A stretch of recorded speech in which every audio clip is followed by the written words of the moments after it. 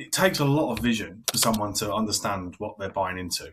It's a big thing, you're not just buying a house, you're buying a vision. Challenging at the beginning, being a first-time developer, a small company, you don't have that track record, so you are facing all sorts of challenges. Welcome to the Self Builders Podcast, the podcast that covers everything you need to know to get on the way to building your own house. We're brought to you by Mayflower Mortgage and Finance, the self-building finance specialist in the UK. Hi everyone, and welcome back to the Self Builders Podcast, brought to you by Mayflower Mortgages, the show where we break down everything you need to know about self-build, custom build and development finance. I'm your host, Jack Dugan, and today's episode is about unlocking land potential and delivering high quality bespoke homes. And I'm happy to say I'm joined by the team at Greenlee Developments, so Adrian and Mike, a West Midlands based developer focused on sort of identifying opportunities, securing the planning and delivering beautifully designed homes for you to take on and start your self-build journey with. So we're talking about how they approach land, what they're doing at the moment, and why custom build is gaining momentum in the market, and what makes their model a little bit different to everybody else. So thank you for coming on, both of you. And if you both like to introduce yourselves and start with the journey, what led to the creation of Greenlee? On to you, Mike. You can start.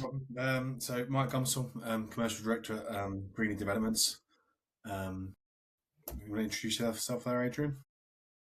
Yeah, I'm Adrian Aranda. I'm Planning and Design Director at Greenlee. And I can give you a bit of an overview of Greenlee, who we are.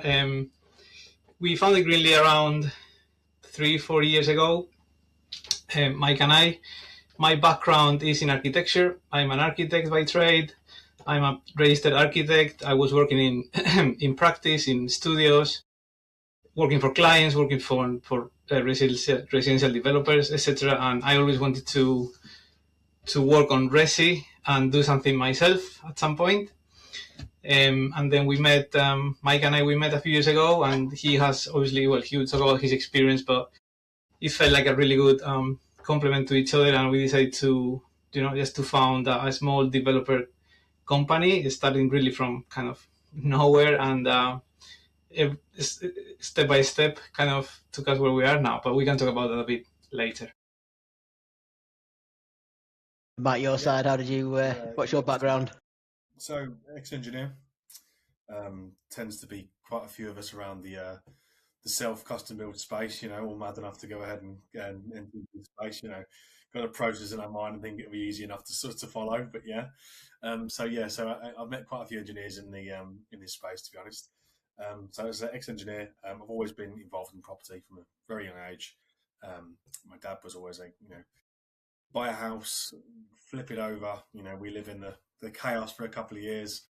God knows what, sell it on, do it all over again. So it's no rest, no peace. Why not? I've been involved in this space quite a bit.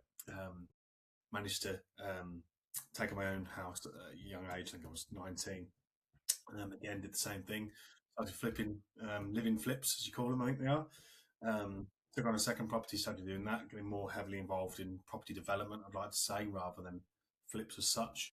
And then, me and Adrian are complete yin and yang. So, I'm very much hands-on, dealing with the aspect of the construction side of things. Adrian is pre-construction planning, understands the process of getting us to there. So we complement each other really, really well. He's got his strengths, I've got mine. We put us two together, and we essentially had an almost unbreakable force. And we're both very passionate about what we do. So we sort of said, you know what, we can do this. We're exactly the same sort of path, exactly the same position. We knew exactly what we wanted. We're both desperate for that, that beautiful self-built home one day in our lifetimes. I don't know when that'll be. We'll build no one else's for the foreseeable, but we had this vision, and that's taken off really. That's grew some legs and flew away with us. So that's sort of the works of Greenlee Developments, and soon to be Greenlee Homes as such. Amazing. And you specialise in sourcing the land. Obviously, Adrian's your side, navigating the planning, and then moving to you, Mike, to create those developments and maximise the value of the site. So you work across like a range of sites at the moment, from sort of gardens to large parcels of land. Can you talk us through a little bit more about that, sort of what you've done in the past and what you've got sort of coming up at the moment? Yeah, so when we started trying to find our first project, let's find a first project that we're going to start working on. And from my previous experience in practice, I got some good experience in navigating the planning process, also the design aspect as well, and whatnot. So I was kind of a bit knowledgeable to that to some extent. And that allowed us to kind of target some sites off market completely speculatively. And we found our first site, which is the one I have behind me, which is our first site, custom build site. And then it all developed from there, really. I mean, we were on a really low budget to start with. So we couldn't afford an architect. So we had to do it in-house, for example. So we took control of the designs, we took control of the product that we wanted to deliver and build and sell at the end, which was quite nice because we had that experience between Mike and myself. We were able to develop those designs to be in keeping with the area, to be completely tailored to and bespoke to the site itself, etc. So yeah, it was a lengthy process. Planning took us a couple of years at least because of the nature of the self-custom build. You have to outline first, then you have to do your RMs, your reserve matters. It's a slightly longer process that you would do on an open market site, but it gives you more opportunities in terms of once you got the outline, you can start engaging with the customers and all of that. But we can talk about that maybe a bit later. And then after that, obviously, we learned a lot about the self-custom build world. We joined NAXPA as well. We went to the annual conference, met a really good colleagues there. And then from there, we have now targeted another site to start creating a pipeline in the area. Because once you have your delivery team, once you have your power team, you want to focus in an area. So we are focused on Worcestershire rural at the moment. We're not going to another councils, and we're trying to develop our own brand or our own mark, if that makes sense, in the area, really. I mean, that transpires to sort of individual self-builders as well. Like once they've got that team and they've got those trusted trades. So I suppose for you guys, it's just scaled up. Once you've got that trusted team of people coming in to do the projects, you want to keep it within a certain area until you go national and blow the doors off. It was a challenge. It was quite challenging at the beginning, being a first-time developer. A small company, you don't have that track record, so you are facing all sorts of challenges, from finance to planning, everything. The team around you is very important. The consultants you have around you for planning, first one is very important, and then once you have the planning, it's a new set of hurdles and challenges with the build as well. Let alone marketing, which is for self-custom build, it's its own world, and you will find that some, let's say, estate agents or normal estate agents don't really understand the self-custom build. So we've learned a lot about the self-custom build world, and because we wanted to become a developer, it was an opportunity for us to develop a product, a custom build product. So that's why we did like a custom build development, that we could market a few dwelling types, but it's still flexible enough where we can actually, the owner has a primary design input, but we're giving them, let's say, limited choice in terms of layouts. They have different options in terms of internal spec, in terms of facing materials. So we developed the design code as well for the site that was pre-approved by the planners as well. So we did all of that, and it worked quite well when we hit the market and it got to basically to sales. It was difficult because being a new young company trying to sell an empty plot of land, you face some challenges there, but we managed to fully sell all of the plots, and not quite apart, so that we're still like wrapping up the whole development, and has a big impact on on the delivery of the different dwellings. Because that's one of the challenges when it comes to marketing, especially larger custom build sites. If your sales are not going through, you will have some customers that move in at the beginning that will be living in a construction site for long. But I think we've tried to minimize that on our side quite well. Yeah, bringing it back to sort of that custom build for listeners who haven't listened to sort of previous episodes or are sort of new to that custom build thing, just to explain what it is, because custom build's almost like a stopgap between spade in hand yourself, building your own house and buying, a home from a national health builder where you get a tailored home because you get those choices in terms of variations on design, but with an experienced developer like yourselves managing the process and putting the sort of the groundworks, the foundations in. Give us your sort of model from your custom build, what you do, how much you sort of get involved and how much the client's got, scope to change. Yeah, so maybe I can take this one over. So there's a scale with anything between self-build, which, like you've said there, self-build, a client can go out and buy a piece of land, go out for the whole planning process, gain the planning, go through the plan, their dream home, acquire planning, which again is a challenge in itself. That's probably one of the hardest parts, to be honest, as we all know. That's the planning system isn't exactly user-friendly. I think That's a polite way of word of saying it, maybe. So you're fortunate enough to gain planning, which is an absolute triumph in itself. And then you've essentially got this great opportunity. But what do you do with it? So then you've got to go out to tender. Maybe you'll be doing some work yourself. Again, true self builders. They sort of might push out the civils, and then before you know it, 5 o'clock on a Monday afternoon, you're putting some bricks together and trying to knock up a timber frame and God knows what. And then obviously you've got the other spectrum where these houses are already produced. Large volume builders have got, let's say 400 houses, and you're sort of going, well, I'll have that house, please. And the extras are very, very minimal. You could have black handles or white handles, and that's kind of really all you've got.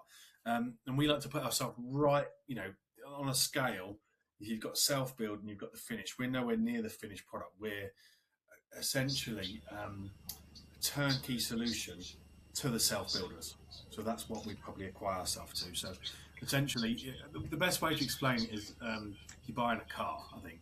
So you walk into BMW, say whatever it may be, and you go in there and you say, right, I want a car. Okay, fantastic. Or do you want the little 2-seater, or do you want a full 7-seater? We've got availability across the range. And then you've got, from there, you've got your specs. So do you want a complete box standard spec, or do you want the all singing, all dancing? And then again, you start getting to the granular level. So Adrian mentioned, we have our plots available. So, you can pick between plots, peachly rise for argument's sake, between plots 1 to 4. So we select the plot. And then from there, we have house types that then are available for said plot. And then from there, then we've got the choice of brick, the choice of render colour, the choice of wood. And then we go into more details of, the actual internal layout. How would you like your rooms laid out? Do you want a bigger kitchen, bigger dining room? Do you need a downstairs toilet? Do you need facilities for a walk-in shower? Whatever it might be, a wet room and such. And we go through all that granular detail all the way to the very end where what colour paint we put in them here. The door handles, are they stainless? Are they matte black? We've got everything covered. So essentially, what we are is a turnkey solution for a customer who wants to build their own home, doesn't have the time or potentially the knowledge to do so, and we're essentially offering that whole package. And we're all busy people in this day and age, and to be in such a fortunate position, it's exactly what people are looking for. So we've sort of looked at the market and understood what is currently required, and said, right, we can fill that void. And to be honest, it's been an absolute success for Peachly. And we've got a lot of self-builders that come up to site. Obviously, they've looked online, they've seen these potential plots available, obviously they're not available, and asking lots of questions. So, yeah, so we can see a market, we really can. And I think there's a lot of people that maybe don't understand custom build yet. So to expand on what Mike said, so once we engage with the customers, we did design workshops with them to understand their requirements. How many bedrooms do you want the living room to be at the back, at the front? We developed the different layout options with them to understand how they want to live this dwelling, which is going to be their home. And then, from layout options to facing materials to choice of colors, like all the way down to the handle, like Mike was saying, we developed this whole model where they can pick and choose through the whole process. And that's the fun part, really, where as a self-builder, you are actually building your own home, but you are doing it through an enabler, would be us, through a third party, So you get the fun bits, you get the choosing and the picking, what you want to see, but none of the hassle of being on site, dealing with trades, dealing with side issues, which is a huge saving, I think, for them. Yeah, client gets that flexibility, don't they? Yeah, client gets that flexibility, but you handle everything from the planning, the site servicing, the delivery. They get the input into the layout, they get their input into the finishes, but it's controlled, and you take a lot of the heavy lifting from the client, which would all be on their shoulders if they were doing a sort of purest sense of the world. Another big aspect as well is that this is a fixed price offer. So Yes. essentially you're paying a fixed price for this product. And in our case, we do quite high-end luxury finish. Bungalows are hugely successful in this area. So they know what they're paying, and the products that's offered are of good standard. They're high standard. But of course, if you want to go gold plated on your taps and what have you, that's absolutely perfectly fine. But obviously, there's a premium to that. So again, you can keep it quite simple, stick with the program we have, or if you want to go completely off piste, we've covered that area as well. And there's just additional cost to that. But again, it's we all know when you do a self build, you've got this budget, and before you finished it, you go, well, that didn't work out as planned, did it? Well, that's where we come in, I suppose, for the finance side. So, and that's why we like working closely with Greenlee, ourselves. We know that anything you put together, your fixed price costing is accurate as well. It helps us in terms of sourcing any finance that the clients need, and the lenders, again, if you've got that sort of surety in cost and price, helps the client, helps us, helps the lender, and provides us with all the information we need to put that funding in place. From the company itself, though, I know it's not just that custom build. You sort of build it on a little bit more on sort of values. So could you just give me a bit more on that? So from working with your landowners and delivering projects, like what underpins what you do? So I don't mind answering this question. So we work heavily on. So to put yourself in the shoes of a customer, we meet our potential clients, prospective clients on site ourselves. So we think it's really important that we're meeting these guys as well as they're meeting us. They need to understand who they're buying from, and at the end of the day, that stops with us. If you're buying a custom build, essentially you've been walking onto a field and go, right, this over here is plot 1, this over here is plot 2. It takes a lot of vision for someone to understand what they're buying into. It's a big thing, you're not just buying a house, you're buying a vision. So we're very hands-on from day one. So we're there from the very first meeting. Then we move into the workshops, which Adrian is very much leads on, and starts to create that vision. And then once we understand their wants, their needs, their sort of passion for what they need in this house, we put that together, and that's kind of the offering, really. What can we do for you? And then from there, it's all about integrity, about how we can offer and how we can serve the customer. It's really important to us to make sure that we take the full picture, and at the end of the product, and we've got finished, customers now moved into their properties. Everything they've envisioned at the beginning, we've managed to make come true, and it's a working relationship. You get to know these guys as almost friends, really, honestly, and it's life changing for a lot of people as well, because there might be needs for them to move into maybe a ground story property, or there's wet rooms because there's certain accessibility issues and things like that. So it's not just a purchase; it's also a life change. So we heavily push on the fact that we're there to be almost a partnership with our clients, rather than just to put it together, throw it together, and say, right, there's your property, see you later, sort of thing. So yeah, we're really we work in small villages as well. So as you may well know, and a lot of people will know, reputation precedes you. So we make sure that what we do, if a prospective client turns up to Peachley Rise Rugs and knocks on the door, the first thing I'd like them to say is, absolutely fantastic, come and have a cup of tea. You don't want to lead by you lead by example, and it's important that we're leading by example. And there's a market that wants certain levels of care and compassion and obviously support, and that's exactly what we offer. Yeah, I think that stands you out in the market as well. Expanding a bit on what Mike was saying, obviously self-custom build is a spectrum, isn't it? You go from the self-builder to the kit house. And we think we found the sweet spot whereby the customer is a self builder, but we are developing the product for them. And we are building the house and the home that they want to live in for them.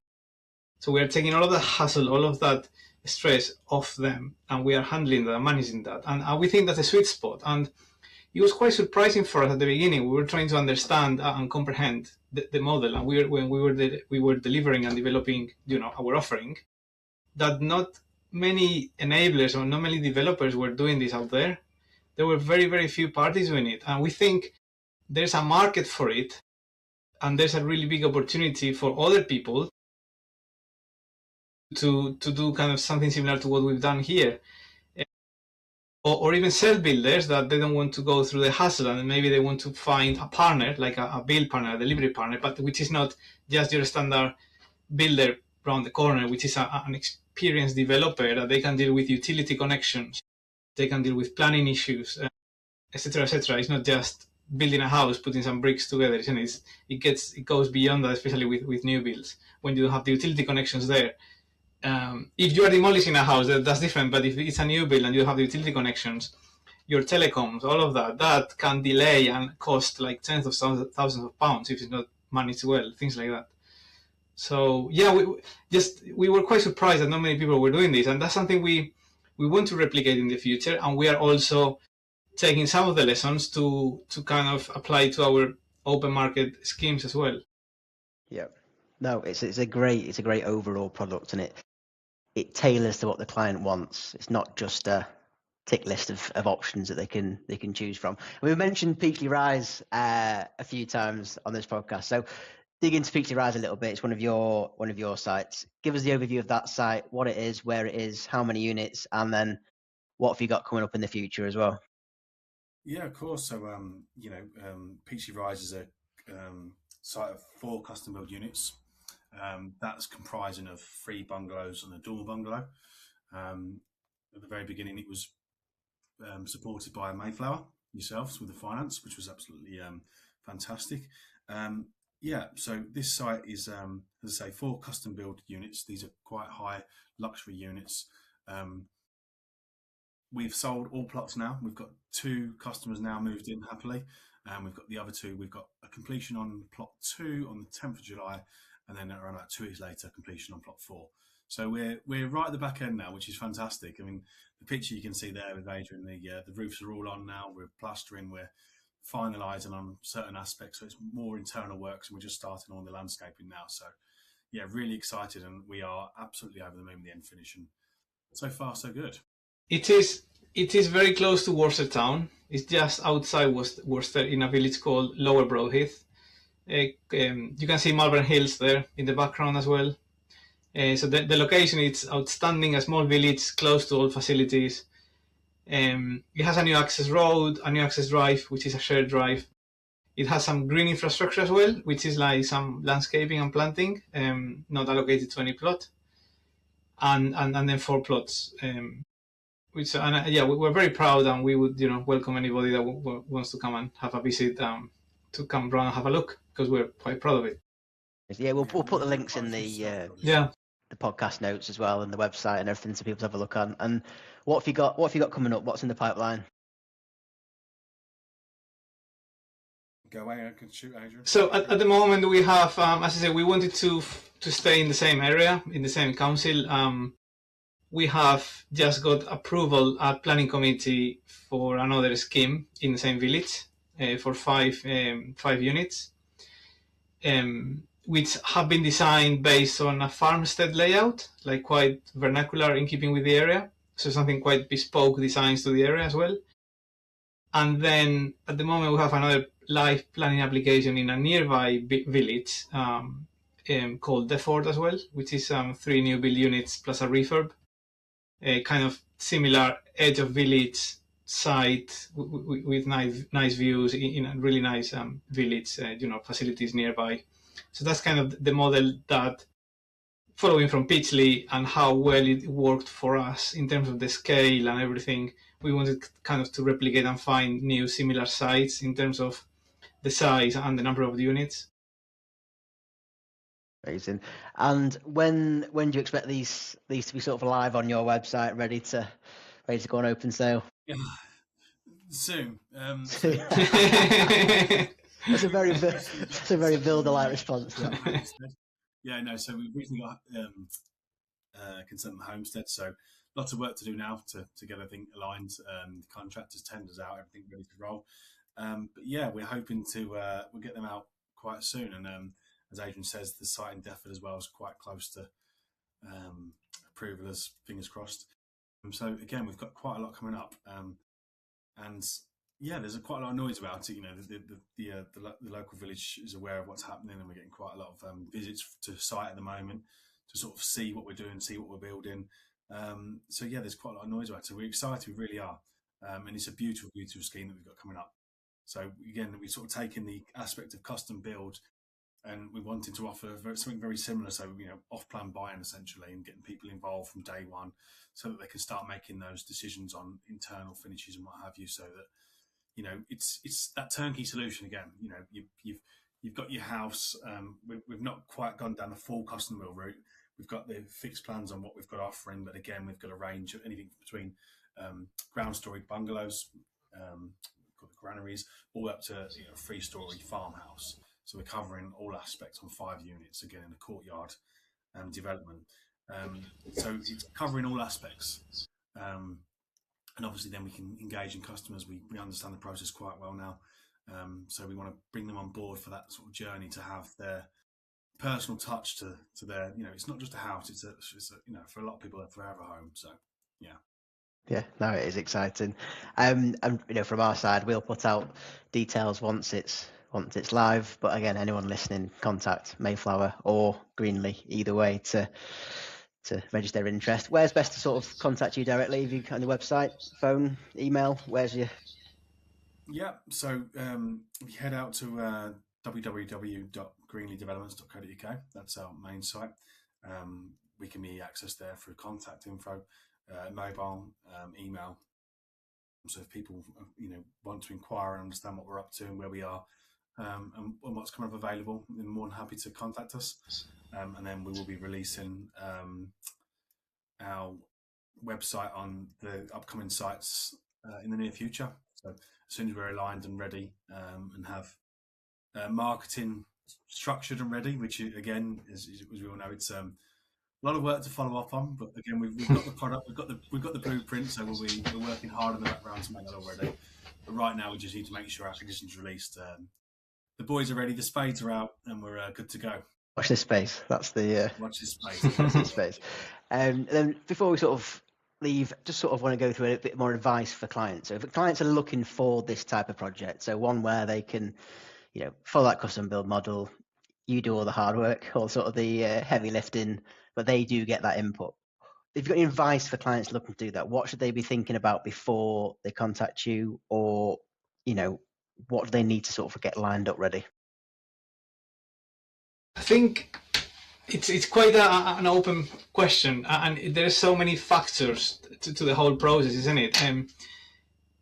For example, is it just one single self-builder looking to that they just bought an old bungalow, so they already have all of the utility connections in place, and they're just demolishing and erecting a 2-story house, for example?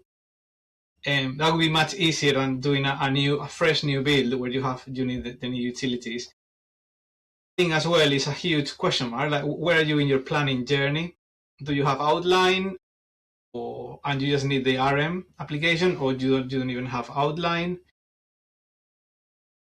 And also, is it just one unit, or is it a multi-plot site? And this is maybe a landowner that has a site and he wants to engage with a developer like us, like a delivery partner. We could manage the whole process for them. Like I said, planning, marketing, finance, servicing the plots. And then those plots, they don't have to be sold as custom built plots. They could be sold as self-built plots, already serviced.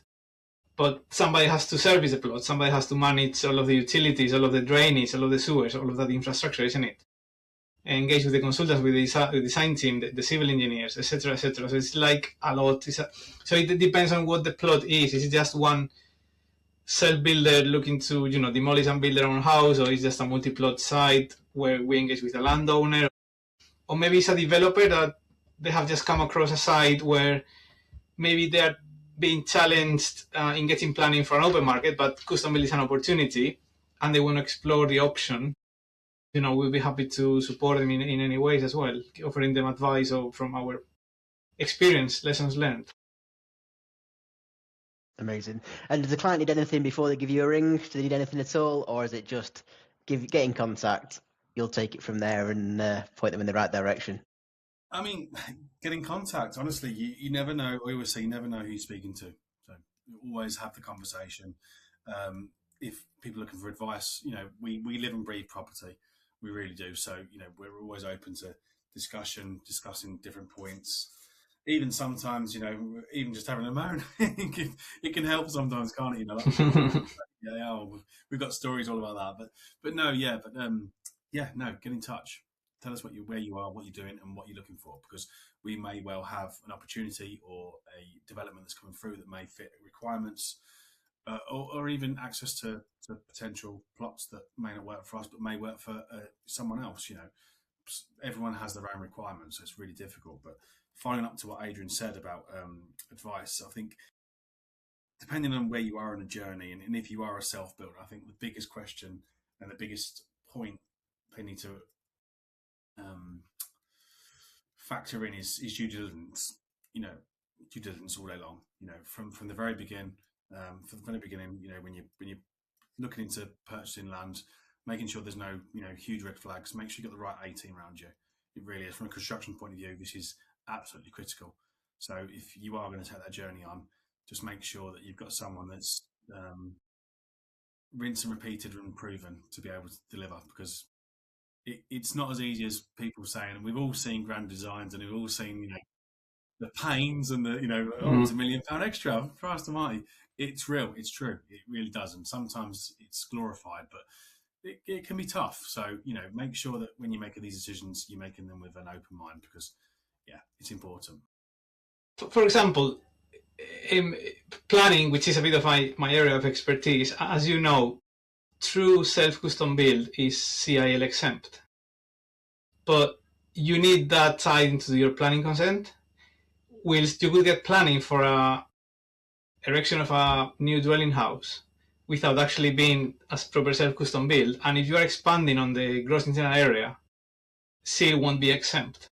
And that can be a nasty surprise at the end, 10, 20, 30K easily. So it's all of these things that you need to preempt at the beginning and know the whole journey and have sight of the whole process before you even start doing anything with the site. And every site is different. Every landowner is different. Every person's aspirations or what they want to do is different. I think, even if they want to build their own self-built house, getting advice from somebody who's experienced and have done it before, even if I think it would be probably beneficial, probably saving them the CIL by getting the proper planning permission in place. Yeah, I mean, we see it time and time again that engage the professionals earlier on, rely on the people who have the expertise in the areas that you're looking at, whether it's finance and ourselves, or it's yourselves for the planning, the building. Keep those people sort of close, keep the professionals, and let them do what they do best, rather than maybe going half-cocked, doing it, trying to do it yourself. It'll end up costing you money, or making decisions at the start early with confidence, rather than sort of knocking them down the line and when it can cause problems. So is there anything else you guys want to talk about? Well, God, I mean, where do you start? This thing? How long have we got? No. Honestly, yeah. I suppose the question is there anything that you'd want to take from us? Any questions you've got in regards to our journey today? I mean, is there anything that you'd like? Have you got any questions on how we navigate through X, Y, and Z, and the problems, or maybe there's issues or things that we'd recommend, or I don't know really. Yeah, we can touch on that one. So I'll go on that one. Feel free to fire away, Jack. You've got us. We've got our rules. Don't worry about that. So you guys being again developers on the call. So when clients come to you, what problems do you see arising throughout a project? Ones that you're dealing with? Is there anything that pops up time and time again, or is it every project's different? I think every project's different, but you know, the reason we do what we do is we're obviously selling a product, but our product is flexible. So we take the time and we have an initial meeting. You know, we meet on site. Obviously, they need to see the product, see the land, see what's available. And then if that's, you know, the initial meeting is positive and they're interested, we generally, you know, sit down and go to the office. And at that point there, we're almost, I wouldn't say interviewing, but we're sort of questioning what they want, what their motives are, so that we can find out what we can do for them. Because it might mean that, you know, this particular customer wants a pink castle building at X, Y, and Z. It might not be something we can say. You know, we don't know. So we really start to go down into the nitty gritty of what exactly do you need? What is it that's driving you for this decision? It's lifestyle. Is it this? Is, you know, it might be medical conditions. We have to move because of X, Y, and Z. You know, you might find that someone's accessibility issues, that they're absolutely hell-bent on a 2-story house. Well, that's something we can facilitate. You know, we tend to go to a lot of different shows, and whenever we try to keep up to date with the current, you know, build methods and products available. And there's some fantastic products for, you know, accessibility, you know, like, you know, internal lifts and all sorts, which are a lot more accessible than people think. So we we know the market, we know what's available. We're, if you want to call it, you know, the product experts in this space. So we sort of, like, you know, we almost interrogate in a nice about way, but understand what it is that you want to ensure that the product we offer and the journey we offer is as smooth as possible. Because, like I said, if you want a pink castle with forts at the front and a drawbridge, it's just not going to be viable for us. But if you want a, you know, well-built, high level quality house to match your lifestyle, then that's definitely something we can support with. No amount of information is too much information from the client side for you. If the more they give you, the better you can design their home. Absolute dream. Yeah, absolute dream. I think expanding on what Mike said, one of the biggest lessons for us from the custom build side is that early engagement that we would like to replicate on open market schemes. Because having that early engagement, i.e. early marketing and launching when you are still building, but you still have enough time to make decisions and change several things. Not load bearing partitions to other aspects of the layout without affecting planning or things like that. So having that interaction with the clients has been very fruitful for us. We've learned a lot. We've received some positive feedback and all sorts of feedback, which has improved our product for the next projects. And that's something we want to replicate on the next schemes. We don't want to build something for a standard occupier or resident or customer, and then they will find, oh no, that's not where I want my light switch. That's not the kind of kitchen layout that I want. That's not. I could do with a shower rather than a bath, or I don't know, level threshold, bifold doors, or things like that. Which we put anyways. But yeah, I think that early interaction and offering that range of choice at the outset and having them on board is something we want to definitely replicate, which is challenging because you need to allocate time for clients, and sometimes, I guess you have other priorities, if you know what I mean. But I think it pays off in the long term, and they are more involved throughout the process, and I think overall happier with the product that we are delivering. And we're also building that relationship with them, like Mike said, that we would like to have, once they've moved in, and if we knock on the door, they will kind of invite us in for a tea or something. So yeah, get that personal relationship going, and it helps then. It's like the VIP treatment, essentially. Yeah. We offer site visits during the build. They come at different stages, obviously, when accessible, and they basically, they're a part of the build, but they don't have to lift a finger, essentially. And then throughout the build, There's different stages of meetings which we discuss different products. We have all the products available as well. So anything from down from like, the doors, the tiles, door handles, carpets, paints, you name it. We have all that to hand. We like to hand out our products, so that customers can take like, the carpet samples, for argument's sake, take them with you for a few days, see it in daylight, nightlight, whatever it is, so that you can really feel and touch and get an understanding for what you're asking for. So, so your decision is solely your decision. It's not us saying, oh, you can only have this one or the cream or the white one. It's kind of like that's the product, we spent a long time creating that product as well. So, and if they want to go off piste and we have a gold carpet it is, but we can facilitate that as well. But yeah, genuinely, our product is of high quality that people say, you know what, this would be absolutely fine for us. We're more than happy with what's facilitated here, and it's a product we know, we trust, and we use ourselves personally. Amazing. Well, that brings us to the sort of end of today's episode. So a massive thank you for Adrian and Mike, you both coming on and discussing Greenlee Developments and your sort of insights on the custom build market and what you guys are doing. And if you've enjoyed this episode, don't forget to subscribe and share with anyone who might find it useful. We will put Greenlee's details, contact details on the link on the podcast. Go and have a look. Have a look at the website, have a look at the developments, and yeah, if you have anyone, landowners, developers, self-builders, give them a ring. They're more than happy to impart their wisdom. Socials as well. We do have socials. But I did forget to mention them. But no, thank you, Jack. Thank you so much for having us, and it's good to talk. Good to catch up. I'll speak to you soon. Thank you very much, Jack. Thank you very much to the Mayflower team as well.